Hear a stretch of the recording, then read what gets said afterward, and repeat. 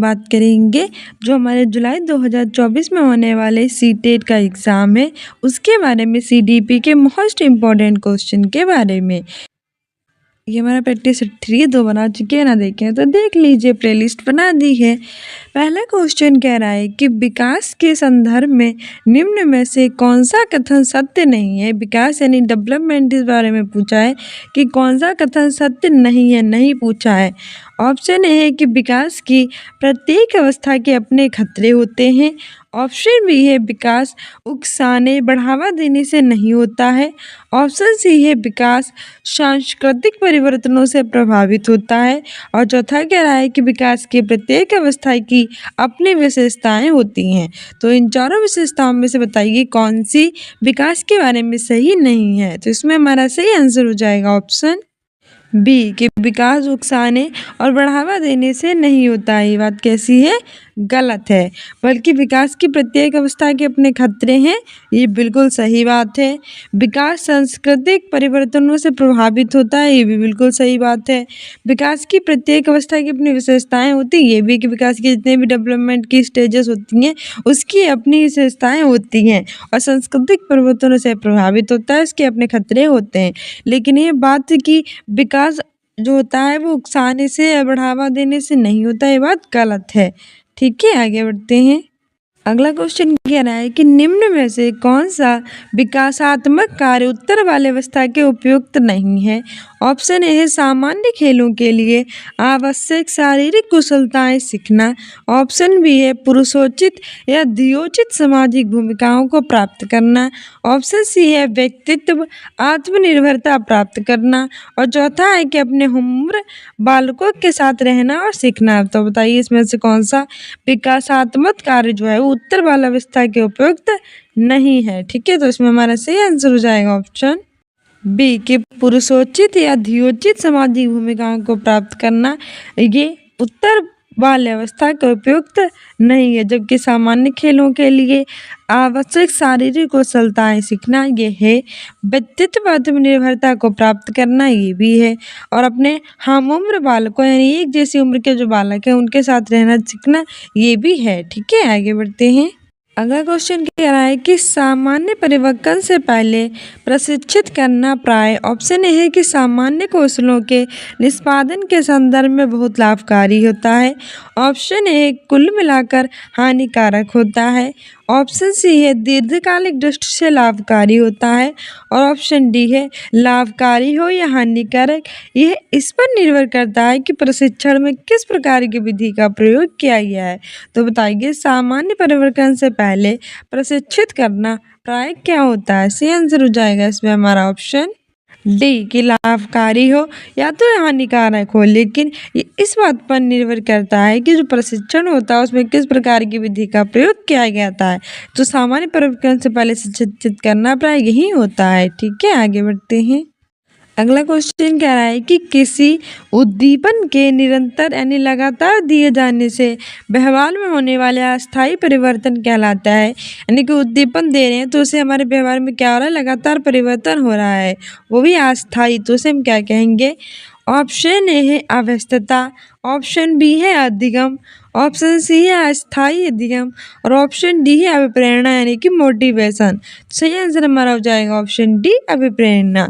जब किसी उद्दीपन के लगातार दिए जाने से हमारे व्यवहार में होने वाला अस्थायी परिवर्तन होता है वो अभिप्रेरणा यानी कि मोटिवेशन कहलाता है। क्योंकि मोटिवेशन आप जानते हैं थोड़ी देर के लिए रहता है, उसके बाद हमें फिर से नई मोटिवेशन की ज़रूरत पड़ती है। तो ये उद्दीपन के लिए यानी किसी कार्य को पूरा करने के लिए दिए जाने वाला हमारे व्यवहार में होने वाला अस्थायी परिवर्तन होता है। अगला क्वेश्चन कह रहा है कि विद्यार्थियों की अभिवृत्तियों में परिवर्तन के लिए निम्न में से किस विधि का प्रयोग अध्यापक को नहीं करना चाहिए। तो बताइए ये विद्यार्थियों की जो अभिवृत्ति होती है उसमें परिवर्तन करने के लिए हम निम्न में से यानी इनमें से कौन सी विधि है जिसका प्रयोग नहीं करेंगे। तो नहीं पूछा है। पहला है कि दबाव से किसी बात या विचार के लिए राजी करना। दबाव हमारे ऊपर डालें और हमको उसी बात के लिए राजी करें। मतलब अगर हम पढ़े नहीं रहे हैं तो हम पर दबाव डालें कि तुम्हें पढ़ने को ये हो जाएगा वो हो जाएगा, तो बच्चा पढ़ लेगा क्या? आप अपने आप से सोचिए कि दबाव डालने से आज तक आपने कुछ किया है? कभी कुछ नहीं किया है। जब तक अंदर से मोटिवेट नहीं होगे तब तक कुछ नहीं करेंगे। तो ये पहला वाला गलत है। दूसरा क्या है कि किसी विचार को दोहराना अथवा दृढ़तापूर्वक व्यवहार करना, ये तो अच्छी बात है कि किसी विचार को दोहराए और दृढ़तापूर्वक व्यवहार करें, ये तो कर सकते हैं। तीसरा कह रहा है कि किसी प्रशंसनीय व्यक्ति के द्वारा समर्थन और स्वीकृति, यानी कोई ऐसा व्यक्ति जो पहले से ही बहुत ही ज़्यादा प्रशंसनीय हो, यानी लोगों के बीच उसकी बड़ाई की जाती हो, यानी वो अच्छे पद पर हो, यानी कोई अच्छा काम कर रहा हो, तो उसकी स्वीकृति देना और समर्थन, ये भी सही है। संदेशों के साथ साहचर्य स्थापित करना, ये भी सही है। लेकिन हमसे पूछा था नहीं है, तो नहीं हमारा पहला वाला हो जाएगा, क्योंकि सबसे बेकार ऑप्शन यही है। दबाव से कभी कोई काम नहीं होता है। अगला क्वेश्चन कह रहा है कि उपलब्धि व प्रेरक के संबंध में निम्न में से कौन सा कथन सही है? तो आपसे पूछ रहा है कि उपलब्धि व प्रेरक के संबंध में कौन सा सही है। ऑप्शन है कि उपलब्धि अभिप्रेरक जीवित रहने के लिए आवश्यक होती है, यानी उपलब्धि व प्रेरक क्या होता है, अगर हमें जीवित रहना है तो उसके लिए यह आवश्यक है। दूसरा कह रहा है कि अति व्यक्तिगत क्षमताओं की संतुष्टि महत्वपूर्ण है, तो उपलब्धि व प्रेरक को विकास प्रेरक कहा जा सकता है। इसकी अगर व्यक्तिगत जो क्षमताएं होती हैं उसकी संतुष्टि होना महत्वपूर्ण होता है, तो उपलब्धि या प्रेरक का विकास होना क्या है, उसे प्रेरित किया जा सकता है। तीसरा कह रहा है कि यदि व्यक्तियों के मध्य प्रतियोगिता पर बल है, तो उपलब्धि प्रेरक को सामाजिक प्रेरक कहा जा सकता है। और चौथा कह रहा है कि इनमें से सभी, तो सही आंसर हो जाएगा ऑप्शन डी, इनमें से सभी। हमारे सही आंसर सभी हैं, क्योंकि यदि व्यक्तिगत क्षमताओं की संतुष्टि महत्वपूर्ण होती है, कि हमारी जो व्यक्तिगत क्षमताएं होती हैं उसको संतुष्ट करना जरूरी है, तो उपलब्धि यानी अचीवमेंट प्रेरक को विकास का प्रेरक किया जा सकता है। अगर हम कुछ मतलब कोई काम अगर हम करते जा रहे हैं और उसमें हमें बिल्कुल सफलता नहीं मिल रही, तो हम डिमोटिवेट हो जाएंगे ना, फिर हम करेंगे ही नहीं। लेकिन अगर हम कर रहे हैं काम को, धीरे धीरे सफलता मिल रही है, तो लोग उस काम को जरूर करेंगे। जैसे कि आप यूट्यूब को ही ले लीजिए, जब यूट्यूब पे कोई वर्क करता है तो चाहता है उसके जल्दी से जल्दी सब्सक्राइबर बने, उसकी वीडियोस को लाइक किया जाए और शेयर और कमेंट भी किया जाए, क्योंकि वो क्या करते हैं, काम मोटिवेटर का, ठीक है, ये सारे उसे मोटिवेशन प्रदान करते हैं। और ऐसा अगर नहीं किया जाएगा तो वो डिमोटिवेट हो जाता है। तो इसी प्रकार से किया जाता है, धीरे धीरे मोटिवेशन मिलता रहना चाहिए, यानी उपलब्धि का उसे जो वो भी जो कुछ कर रहा है ना, उसका उस बारे में उस लोगों को पता होना चाहिए, जिससे उसे बल मिल सके। फिर हमारा यदि व्यक्तियों के मध्य प्रतियोगिता पर बल है, तो उपलब्धि प्रेरक को सामाजिक प्रेरक कह सकते हैं, ये भी सही है, तो ऑप्शन डी सही हो जाएगा इनमें से सभी। अगला क्वेश्चन यह है कि 6 से 14 वर्ष की अवस्था में बालक रुचि लेना प्रारंभ करता है। ऑप्शन ए है धर्म में, ऑप्शन ए है मानव शरीर में, ऑप्शन सी कुछ भी रख लीजिए मतलब परिवार में, ऑप्शन डी है विद्यालय में। सही आंसर हो जाएगा हमारा कि 6 से 10 वर्ष की जो अवस्था होती है उसमें बालक होता है, वो इंटरेस्ट लेना किस में आरंभ करता है। सही आंसर हो जाएगा हमारा ऑप्शन डी, विद्यालय में, ठीक है। 6 से 10 वर्ष की आयु में व्यक्ति जो होता है वो विद्यालय में इंटरेस्ट लेना आरंभ कर देता है, और विद्यालय सामाजिकरण की द्वितीय अवस्था है, ये भी याद रखना। अगला क्वेश्चन कह रहा है कि कौन सिद्धांत व्यक्त करता है कि मानव मस्तिष्क एक बर्फ की बड़ी चट्टान के समान है, जो कि अधिकांशतः छिपी रहती है। अब उसमें चेतन के 3 स्तर हैं, तो बताइए वो कौन सा सिद्धांत है जो ये व्यक्त करेगा कि मानव का मस्तिष्क है या ह्यूमन का जो माइंड है वो किसके समान है, बर्फ होता है उसकी बड़ी चट्टान के समान है, जो क्या करता है, अधिकतर छिपा रहता है, और उसमें चेतन के कितने स्तर होते हैं, 3।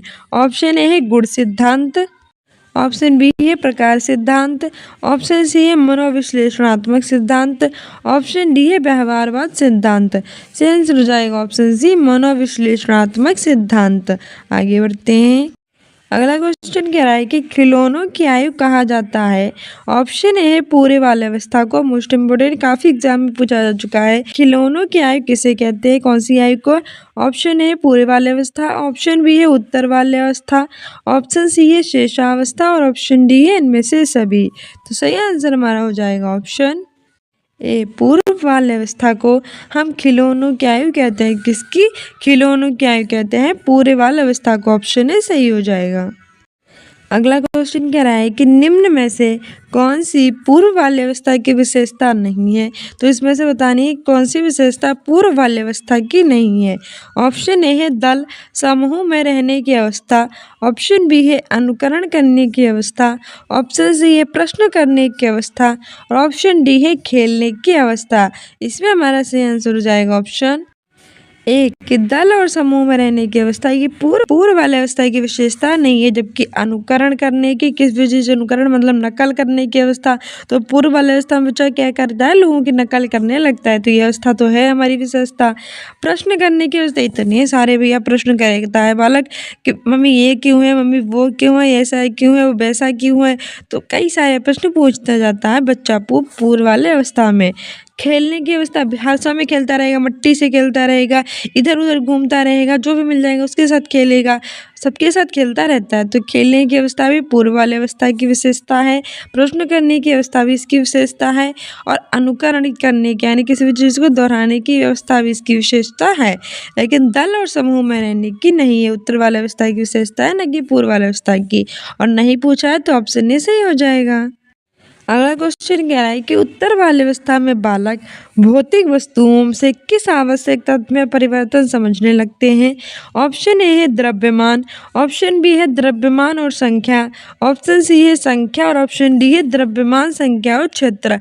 तो बताइए जो उत्तर वाली अवस्था होती है उसमें बालक जो भौतिक वस्तुएं होती हैं और कौन सी आवश्यक तत्व होती हैं जिसमें परिवर्तन को समझने लगते हैं, तो सही आंसर हो जाएगा हमारा ऑप्शन डी द्रव्यमान संख्या और क्षेत्र।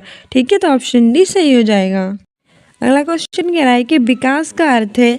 ऑप्शन ए है परिवर्तनों की उत्तरोत्तर श्रृंखला, ऑप्शन बी है अभिप्रेरणा के फलस्वरूप होने वाले परिवर्तनों की उत्तरोत्तर श्रृंखला, ऑप्शन सी है अभिप्रेरणा और अनुभव के फलस्वरूप होने वाले जो परिवर्तन हैं उनकी उत्तरोत्तर श्रृंखला, डी कह रहा है परिपक्वता और अनुभव के फलस्वरूप होने वालों की श्रृंखला।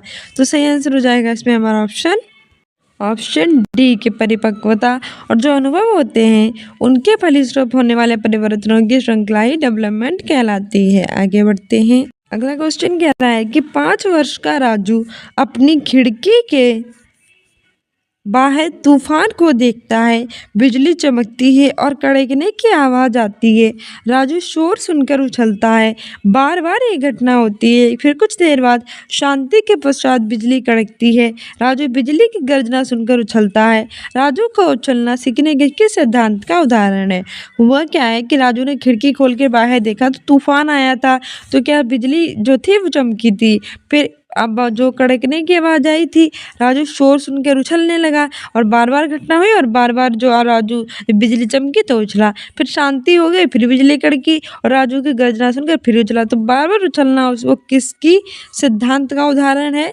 तो इसमें हमारा ऑप्शन है शास्त्रीय अनुबंधन, ऑप्शन बी है क्रिया प्रसूत अनुबंधन, ऑप्शन सी है प्रयत्न और भूल यानी कि trial and error, option D इनमें से कोई नहीं। सही आंसर हो जाएगा हमारा ऑप्शन ए शास्त्रीय अनुबंधन। ठीक है, शास्त्रीय अनुबंधन जो सिद्धांत है उसका उदाहरण है। क्वेश्चन कह रहा है कि सकारात्मक दंड का निम्न में से कौन सा उदाहरण है। ऑप्शन ए है मित्रों के द्वारा उपहास, ऑप्शन बी है मित्रों के साथ समय बर्बाद करना, ऑप्शन सी है मिनमेख निकालना बंद करना और ऑप्शन डी इनमें से सभी। तो सकारात्मक दंड मिलना यानी अच्छा वाला दंड मिलना उसका कौन सा उदाहरण है। सही आंसर हो जाएगा इसमें हमारा ऑप्शन ए मित्रों के द्वारा उपहास। हमें ऐसा एक दंड मिल गया है कि ये क्या होता है सकारात्मक दंड है। मित्र जो होंगे वो हमारी क्या करेंगे, हम पर उपहास करेंगे, हमें हंसी उड़ाएंगे, ये थोड़ा सकारात्मक दंड है। अगला क्वेश्चन कह रहा है कि निम्न में से कौन सा कथन अभिप्रेरणा और प्रक्रिया के संदर्भ में उपयुक्त नहीं है। ऑप्शन ए है ये व्यक्ति को लक्ष्य की ओर ले जाता है, ऑप्शन बी है ये व्यक्ति की शारीरिक आवश्यकताओं की संतुष्टि करेगा, ऑप्शन सी है मनोवैज्ञानिक आकांक्षा को प्राप्त करने में सहायता करता है और ऑप्शन डी है ये व्यक्ति की अप्रिय स्थिति से दूर रखता है। सही आंसर हो जाएगा इसमें हमारा ऑप्शन डी कि ये व्यक्ति की अप्रिय स्थिति से दूर रखता है। ये गलत है हमारा, बाकी सारे हमारे जो हैं वो सही हैं। तो और हमने उसकी प्लेलिस्ट भी बना रखी है, ना देखिए तो जाकर प्लेलिस्ट में देख लीजिए। और हम सुबह 8 बजे कराते हैं प्राइमरी लेवल के और रात के 8 बजे कराते हैं जूनियर लेवल के सीटेट प्रीवियस ईयर के क्वेश्चन, उन्हें देखा कीजिए। इम्पोर्टेंट करंट अफेयर्स कराते हैं सुबह 10 बजे, उसे भी देखा कीजिए। हमारा पहला क्वेश्चन कह रहा है कि मानव विकास किन दोनों के योगदान का परिणाम है। ऑप्शन ए है अभिभावक एवं अध्यापक का, ऑप्शन बी है सामाजिक एवं सांस्कृतिक कारकों का, ऑप्शन सी है वंशक्रम एवं वातावरण का, और ऑप्शन डी है इनमें से कोई नहीं। तो बताइए ह्यूमन डेवलपमेंट होता है वो किन दोनों के परिणाम का योगदान है, किन दोनों के योगदान का परिणाम है। तो सही आंसर हो जाएगा हमारा ऑप्शन सी वंशाक्रम और वातावरण का। जो वंशाक्रम और वातावरण होता है उसका मानव के विकास पर बहुत ज़्यादा इफेक्ट पड़ता है, क्योंकि होता है क्या है कि मनुष्य जन्म लेता है तो वंशाक्रम यानी उसके वंश के पापा दादा या मम्मी सभी के नानी नानी के जो गुण है उसके अंदर आते हैं, तो वो वंशाक्रम से तो प्रभावित होता है, साथ ही वो उसके वातावरण से भी प्रभावित होता है, क्योंकि मनुष्य जो होता है वो एक सामाजिक प्राणी होता है, समाज में ही आकर उसका समाज में आकर ही उसका विकास जो होता है वो होता है। इसी कारण वो वातावरण और वंशाक्रम दोनों से उसके दोनों के योगदान का वो परिणाम होता है। आगे बढ़ते हैं। अगला क्वेश्चन कह रहा है कि निम्न में से कौन पियाजे के अनुसार बौद्धिक विकास का निर्धारक तत्व नहीं है। ऑप्शन ए है सामाजिक संचरण, ऑप्शन बी है अनुभव, ऑप्शन सी है संतुलनीकरण, ऑप्शन डी है इनमें से कोई नहीं। तो बताइए इनमें से कौन सा पियाजे के अनुसार जो बौद्धिक विकास है उसका निर्धारक तत्व नहीं है। सही आंसर हो जाएगा हमारा ऑप्शन ए सामाजिक संचरण। जो सामाजिक संचरण है वो पियाजे के अनुसार बौद्धिक विकास का निर्धारित तत्व नहीं है, जबकि अनुभव और संतुलनीकरण है। आज आप जानते हैं कि जीन पियाजे से क्वेश्चन आपके सीटेट के एग्जाम में कंपलसरी है। जीन पियाजे ने कितनी अवस्थाएं दी थी विकास की? 4 अवस्थाएं दी थी। कौन कौन सी? पहली थी संवेदीगामक अवस्था जो 0 से 2 वर्ष तक थी, दूसरी थी पूर्व संक्रियात्मक अवस्था जो 2 से 7 वर्ष तक थी, तीसरी थी मूर्त संक्रियात्मक अवस्था जो 7 से 11 वर्ष तक थी, और चौथी थी आमूर्त संक्रियात्मक अवस्था जो 11 से 18 वर्ष या उससे अधिक थी। ठीक है, आगे बढ़ते हैं। अगला क्वेश्चन कह रहा है कि जो विशेष आवश्यकता वाले बच्चे होते हैं उनको पढ़ाने के लिए निम्नलिखित में से कौन सी व्यू रचना अधिक उपयुक्त है। यानी कि ऐसे बच्चे जो विशेष आवश्यकता वाले कहे जाते हैं उन्हें पढ़ाने के लिए हम कौन सी व्यू रचना अपनाएंगे। ऑप्शन ए है कि अधिकतम बच्चों को सम्मिलित करते हुए कक्षा में चर्चा करना, यानी ज़्यादा से ज़्यादा जो बच्चे हैं उनको शामिल कर लेना और क्लासरूम में क्या करना, डिस्कशन करना। ऑप्शन बी है कि विद्यार्थियों को सम्मिलित करते हुए अध्यापक द्वारा निर्देशन, यानी क्लासरूम में विद्यार्थियों को शामिल कर लेना चाहिए, जो टीचर है उनके द्वारा निर्देशन दिए जाने चाहिए। ऑप्शन सी कह रहा है सहकारी अध्ययन तथा पीयर ट्यूटरिंग सहपाठियों द्वारा अनुशिक्षण, यानी कि पीयर यानी कि जो सहपाठी होते हैं उनके द्वारा अनुशिक्षण दिया जाना चाहिए। और ऑप्शन डी है कि अध्यापन के लिए योग्यता आधारित समूहीकरण। तो ये तो हटा ही दो कि समूह में हमें तो बांटना नहीं है कि योग्यता आधारित होता है, यानी कि जो एक योग्यता वाले उनको एक ग्रुप में रख देना, जो बिल्कुल जिन्हें अच्छे से आता पढ़ना नहीं है मंद बुद्धि वाले उन्हें एक रखना है, इस तरह से ग्रुप में डिवाइड कर देना। तो नहीं, ऐसा तो हमें करना नहीं चाहिए, तो ऑप्शन डी तो हट ही जाएगा। और इसने हमसे पूछा है कि हम विशेष आवश्यकता वाले बच्चे उनको पढ़ाने के लिए कौन सी विरचना अपनाएंगे। तो सबसे अच्छा हमारा ये रहेगा कि हम जो सहकारी अधिगम है और जो पीयर ट्यूटरिंग है यानी सहपाठियों द्वारा अनुशिक्षण है उसको बढ़ावा दें। ठीक है, तो विशेष आवश्यकता वाले बच्चे इससे अच्छे से पढ़ जाएंगे। जब अभी एक दूसरे इससे अच्छे से उनका विकास होगा, क्योंकि एक दूसरे बच्चे से जब वो पढ़ेंगे तो उनकी जो झिझक है वो भी खत्म होगी, जो उनकी दिक्कतें हैं वो भी बताएंगे और आपस में वो अच्छे से पढ़ पाएंगे। तो ऑप्शन सी सही हो जाएगा। तो हमें पीयर ट्यूटरिंग को यानी सहपाठियों द्वारा शिक्षण को बढ़ावा देना चाहिए। आगे बढ़ते हैं। अगला क्वेश्चन कह रहा है कि समस्या के अर्थ को जानने की योग्यता वातावरण के दोषों और कमियों और रिक्तियों के प्रति सजगता विशेषता है। जो समस्या होती है उसका क्या जरूरत होती है, क्यों वो आई उत्पन्न हुई है, उसका अर्थ क्या है, उसको जानने की योग्यता यानी एबिलिटी होना। जो इन्वायरमेंट यानी वातावरण है उसके क्या दोष होते हैं, क्या कमी होती है, उन रिक्तियों के प्रति जो सजगता है वो विशेषता किसकी है। ऑप्शन ए है प्रतिभाशाली बालकों की, ऑप्शन बी है सामान्य बालकों की, ऑप्शन सी है सृजनशील बालकों की और ऑप्शन डी है इनमें से कोई नहीं। सही आंसर हो जाएगा ऑप्शन सी सृजनशील बालकों की, क्योंकि सामान्य बालक जो होते हैं वो इनका तो पता लगाएंगे नहीं, विशेष बालक होते हैं वो भी नहीं लगा सकते, लेकिन जो सृजनशील बालक होते हैं, जो हमारे क्रिएटिव चिल्ड्रंस होते हैं, वो इस बात का पता आसानी से लगा लेते हैं, उनके अंदर विशेष योग्यता होती है, तो ऑप्शन सी ही हो जाएंगे। वही बालक तो सृजनशील कहलाते हैं जो अपनी बुद्धि और अपनी क्षमता से आगे बढ़कर कोई काम करते हैं जो बाकी बच्चे नहीं कर पाते हैं। ठीक है, वो बहुत ही ज़्यादा क्रिएटिव होते हैं फील्ड में, तो उन्हें सृजनशील बालक कहते हैं। अगला क्वेश्चन कह रहा है मोस्ट इंपॉर्टेंट है, कई बार सीटेट के प्रीवियस ईयर में रिपीट हो चुका है कि एक कॉलेज जाने वाली जो लड़की है उसने फर्श पर कोट फेंकने की आदत डाल ली है। लड़की की माँ ने उससे कहा है कि कमरे से बाहर चली जाओ और कोट को खूंटी पर टांग दो। लड़की अगली बार घर में प्रवेश करती है तो कोट को हाथ में रखकर अलमारी की तरफ जाकर कोट को खूंटी में टांग देती है। एक्चुअली हुआ क्या है कि एक लड़की है जो कहाँ जाती है, कॉलेज जाती है। वो जब भी कॉलेज से आती है तो अपना जो कोट है वो कहाँ फेंक देती है, वो अपना कोट है वो यूं ही फेंक देती है, लेकिन उसकी मम्मी ने डांटा और कहा कि कोट है वो खूंटी पर टांगो। तो बच्ची जो है वो अगली बार आई अपने कॉलेज से तो उसने कोट को फेंकने के बजाय क्या किया, खूंटी पर टांग दिया। तो बताइए ये किस चीज़ का उदाहरण है। ऑप्शन ए श्रृंखलागत अधिगम का, ऑप्शन बी है उद्दीपन अनुक्रिया अधिगम का, ऑप्शन सी है प्रत्यय अधिगम का और ऑप्शन डी है इनमें से सभी। सही आंसर इसमें हमारा हो जाएगा ऑप्शन उद्दीपन अनुक्रिया अधिगम का। ठीक है, ऑप्शन भी सही हो जाएगा। एक लड़की है वो कॉलेज से आती है अपना कोट यूं ही फेंक देती थी, पर माँ के कहने पर उसने कोट जो है उसकी सही जगह यानी खूंटी पर ही टांगा। तो ये उद्दीपन अनुक्रिया अधिगम का उदाहरण है, प्रीवियस ईयर में पूछा जा चुका था, तो सही से याद कर लेना। आगे बढ़ते हैं। अगला क्वेश्चन कह रहा है कि निम्न में से कौन सा कथन विकास के बारे में सत्य नहीं है। देखो नहीं पूछा है और नहीं है, काफी कंफ्यूज करते हैं, तो नहीं पूछा है। ठीक है, ऑप्शन ए है कि विकास अंतःक्रिया का फल है, ऑप्शन बी है कि विकास एक व्यवस्थित श्रृंखला का अनुगामी है, ऑप्शन सी है विकास एक व्यक्तिगत प्रक्रिया है और ऑप्शन डी है विकास विशिष्ट सामान्य की ओर होता है। ये जो विकास है वो आपके क्लासरूम में पढ़ने वाला विकास नहीं है, बल्कि ये जो विकास है वो क्या है, डेवलपमेंट है। डेवलपमेंट की बात कर रहा है, तो उसके बारे में कौन सा सत्य नहीं है। सही आंसर हो जाएगा हमारा ऑप्शन डी, जो विकास है वो विशिष्ट से सामान्य की ओर होता है। ये गलत है, क्योंकि विकास जो होता है वो विशिष्ट से सामान्य की ओर नहीं बल्कि सामान्य से विशिष्ट की ओर होता है। पहले सामान्य विकास होता है और धीरे धीरे चलते चलते विशिष्ट की ओर जाता है। तो डेवलपमेंट कैसे होता है, जनरल टू स्पेसिफिक होता है, ना कि स्पेसिफिक टू जनरल। तो ये उल्टा दे रखा है इसलिए गलत हो जाएगा, क्योंकि सामान्य से विशिष्ट की ओर होता है, काफी एग्जाम में पूछा जा चुका है। अंतःक्रिया का फल है, बिल्कुल सही बात है। एक व्यवस्थित श्रृंखला का अनुगामी है, बिल्कुल सही है। और एक व्यक्तिगत प्रक्रिया है, ये भी सही है, लेकिन ये विशिष्ट से सामान्य नहीं, सामान्य से विशिष्ट यानी जनरल टू स्पेसिफिक होता है, जीएस होता है। ठीक है, आगे बढ़ते हैं। अगला क्वेश्चन कह रहा है कि बालकों की सोच अमूर्तता की अपेक्षा मूर्त अनुभवों और प्रत्ययों से होती है, ये अवस्था है। ऑप्शन ए है 7 से 12 वर्ष, ऑप्शन बी है 12 से वयस्क तक, ऑप्शन ए है 2 से 7 वर्ष और ऑप्शन डी है जन्म से 2 वर्ष।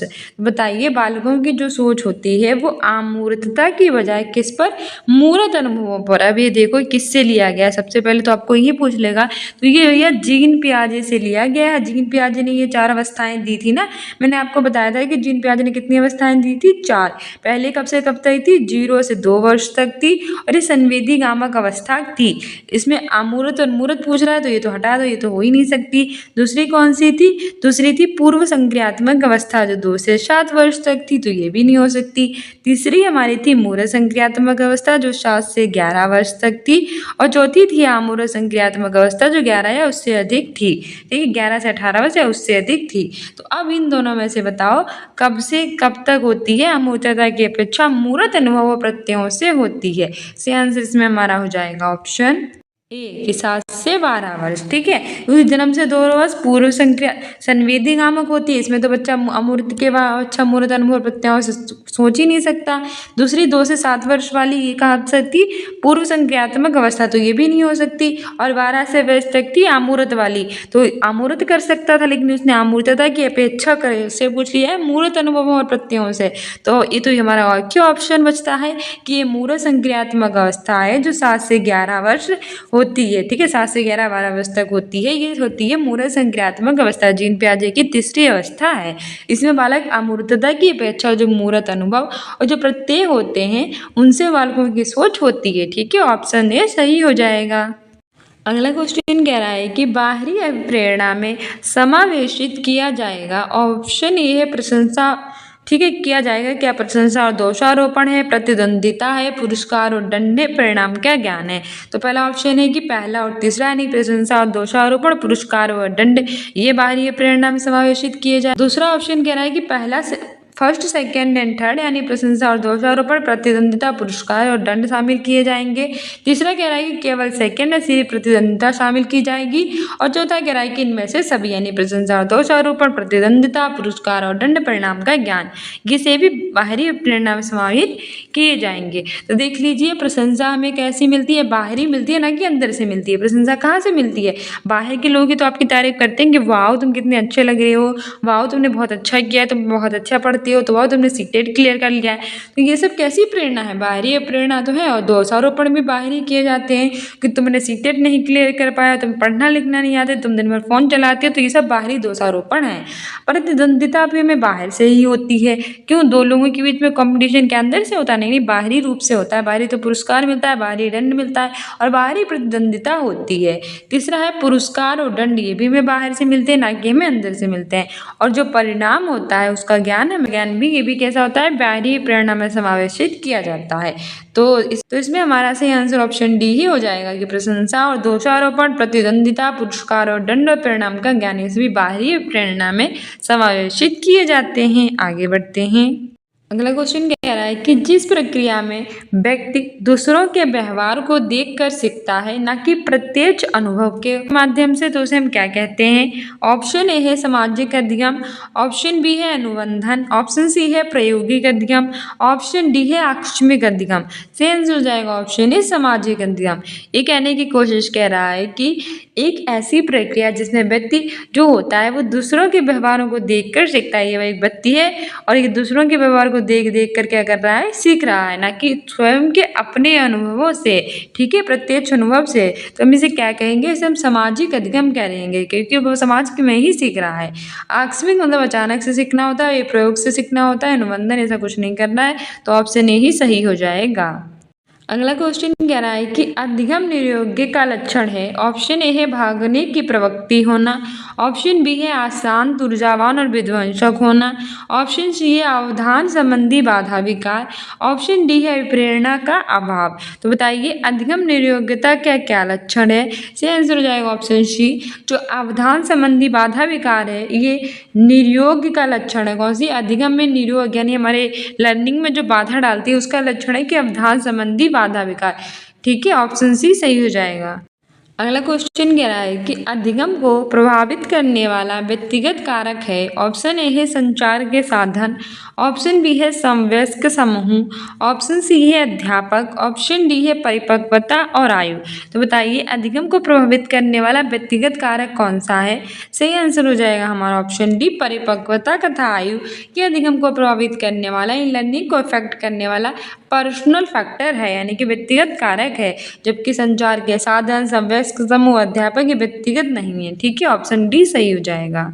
अगला क्वेश्चन कह रहा है कि क्रिकेट खिलाड़ी अपनी गेंदबाजी के कौशल को विकसित कर लेता है पर उसकी बल्लेबाजी के कौशल को प्रभावित नहीं करता है, इसे कहते हैं।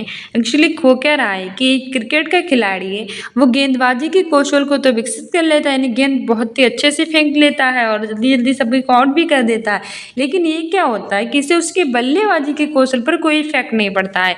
गेंदबाजी अच्छे करने का मतलब ये नहीं होता है कि वो बल्लेबाज भी अच्छा हो, ठीक है। तो ये क्या है, कौन सा प्रकार का प्रभावित कर, किस प्रकार का ये कौशल है? ऑप्शन ए है ये किस प्रकार के कौशल को नहीं प्रभावित कर रहा है। ऑप्शन ए है विद्यात्मक प्रशिक्षण अंतरण, ऑप्शन बी है निषेधात्मक प्रशिक्षण अंतरण, ऑप्शन सी है शून्य प्रशिक्षण अंतरण, ऑप्शन डी है इनमें से कोई नहीं। सही आंसर इसमें हमारा हो जाएगा ऑप्शन सी, निषेधात्मक प्रशिक्षण अंतरण। एक क्रिकेट खिलाड़ी अगर अपनी गेंदबाजी के कौशल को विकसित कर लेता है पर उसके बल्लेबाजी के कौशल को इफेक्ट नहीं कर रहा है तो ये निषेधात्मक प्रशिक्षण अंतरण है। ऑप्शन सी सही हो जाएगा। अगला क्वेश्चन कह रहा है कि निम्न में से कौन सा कथन किसी व्यक्ति के मानसिक स्वास्थ्य को उत्तम रूप से प्रदर्शित करता है। पहला है कि पूर्ण अभिव्यक्ति, संगतिकरण और सामान्य लक्ष्य की ओर निर्देशन। ऑप्शन बी है मानसिक विकारों का ना होना। ऑप्शन सी है व्यक्तित्व के विकारों से मुक्ति और ऑप्शन डी है इनमें से सभी। सही आंसर हो जाएगा ऑप्शन डी, इनमें से सभी, यानी कि मानसिक विकारों का ना होना, व्यक्तित्व के विकारों से मुक्ति, ये सभी हैं। अगला क्वेश्चन कह रहा है कि फ्रायड, पियाजे और अन्य मनोवैज्ञानिकों ने व्यक्तित्व विकास की विभिन्न अवस्थाओं के संदर्भ में व्याख्या की है, परंतु पियाजे ने, यानी हमसे पूछने के करा है कि जो फ्रायड हैं, जो पियाजे हैं और कई सारे मनोवैज्ञानिक और भी हैं, उन्होंने व्यक्तित्व के विकास की अलग अलग अवस्थाओं के संदर्भ में व्याख्या की, लेकिन जो पियाजे हैं उन्होंने ऑप्शन ए है कि कहा है कि विकास की अवस्थाएं वातावरण से निर्धारित होंगी, कि पियाजे ने कह दिया है कि विकास की अवस्थाएं किससे निर्धारित होंगी, वातावरण से। दूसरा कह रहा है कि पियाजे ने कहा है कि श्रेष्ठ अवस्था के अनुभव ही अधिक प्रभावित करते हैं, बाकी अवस्थाओं के सीमित प्रभाव होते हैं। अगर आपने जीन पियाजे की थ्योरी पढ़ी होगी तो आप इजीली इसका आंसर दे पाएंगे। और कितनी बार आपसे कहा है कि जीन पियाजे की थ्योरी पढ़ कर जाना, और बहुत जल्द हम अपने चैनल पर भी आपको करा देंगे, तो हमारे चैनल के साथ जुड़े रहिएगा, ठीक है। उसको शॉर्ट्स भी बना देंगे और आपको